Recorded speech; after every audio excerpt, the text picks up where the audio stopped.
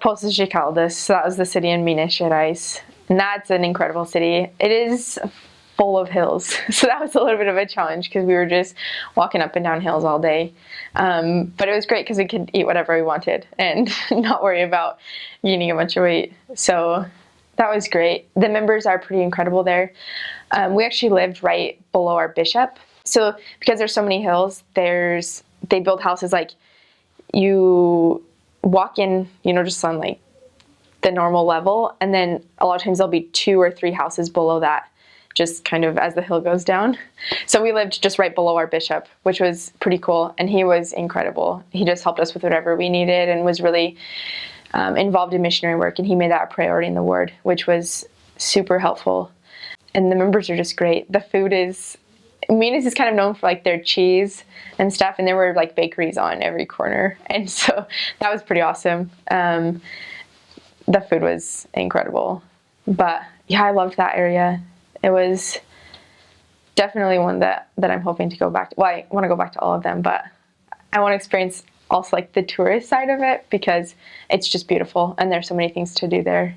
So they actually have like a smaller version of the Cristo that they have in Rio, and a lot of cities have that, but in Poços, because there's so many hills, it's like on the hill overlooking the city. And so we weren't allowed to go to it, but there you can hike it and stuff, and you can drive to it too. But someday I'm gonna go back and I'm gonna hike the Cristo. I've seen pictures from it, and it's pretty cool because you can just see the whole city spread out below.